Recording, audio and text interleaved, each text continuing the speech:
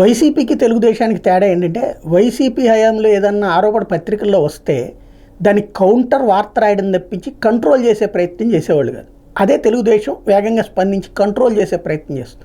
ఎర్రమట్టి దెబ్బల మీదన మొన్న బొలిశెట్టి సత్యనారాయణ గారు ఒక ట్వీట్ చేయటం, అక్కడ మళ్ళీ తవ్వుతున్నారని తెలిసింది 2 రోజుల నుంచి అని చెప్పి దాన్ని వైసీపీ వాళ్ళు నిన్న సోషల్ మీడియాలో హైలైట్ చేయడం, దాన్ని తీసుకున్నటువంటి వెంటనే సీఎంఓ స్పందించింది, దాని మీద యాక్షన్ తీసుకోమంది. జాయింట్ కలెక్టర్ పరిగెత్తుకెళ్లారు, అక్కడ చూశారు.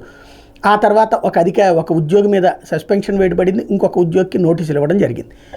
ఈలోపు వైఎస్ఆర్ కాంగ్రెస్ పార్టీకి సంబంధించిన అమర్నాథ్ వెళ్ళి ఇదిగో ఈ తవ్వకం జరిగిందంతా కూడా కూటమి ప్రభుత్వం కుట్రని చెప్పి స్టేట్మెంటు, దాన్ని చూసినటువంటి గంటా శ్రీనివాసరావు వీళ్ళంతా వెళ్ళి ఇదంతా అప్పట్లో తవ్వింది చూడండి నన్ను ఫోటో చూపించి ఇప్పుడు తవ్వకుండా చూస్తామని చెప్పడం, ఇదంతా నడిచింది. అసలు పాయింట్ ఏంటంటే, ఎప్పటికైనా నిజం చెప్పండి, ఎర్రమట్టి దెబ్బల్ని తవ్వుతున్నారా, ఎర్రమట్టి దెబ్బల ఏరియాలో ఉన్నటువంటి వేరే ప్రదేశాన్ని తవ్వుతున్నారా? ఏదో సొసైటీకి పర్మిషన్ ఉందట, అది నేను గంటా గారు కూడా చెప్తున్నారు ఎక్కడికి పర్మిషన్ ఉందో చూస్తున్నామని చెప్పేసి. ప్రస్తుతానికి తాత్కాలికంగా తవ్వకం అయితే ఆపేశారు. అయితే ఇందులో ఉద్యోగి బలిపశువు అవ్వడం ఏంది? సచివాలయంలో ఉన్న ఉద్యోగి. ఇక్కడ తవ్వుకుపోయినటువంటి కాంట్రాక్టర్ బాగానే ఉన్నాడు, సొసైటీ వాడు బాగానే ఉన్నాడు, అదే సందర్భంలో ట్రిప్పర్లు బాగానే ఉన్నాయి, దాన్ని తోలినోళ్ళు బాగానే ఉన్నారు, అంతా బాగానే ఉన్నారు.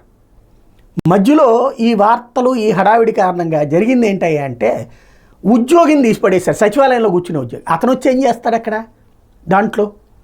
అంటే ఇక్కడ లాజికల్ ఎండ్ ఏంటంటే, ఉద్యోగులు బలిపశువులు, రాజకీయ నాయకులు దోచుకునేవాళ్ళు దోచుకుంటారు, లేకపోతే రాజకీయ పలుకుబడుతున్న వాళ్ళు దోచుకునేవాళ్ళు దోచుకుంటారు. అది ఎర్రమట్టి దెబ్బలు నేర్పిన పాఠం.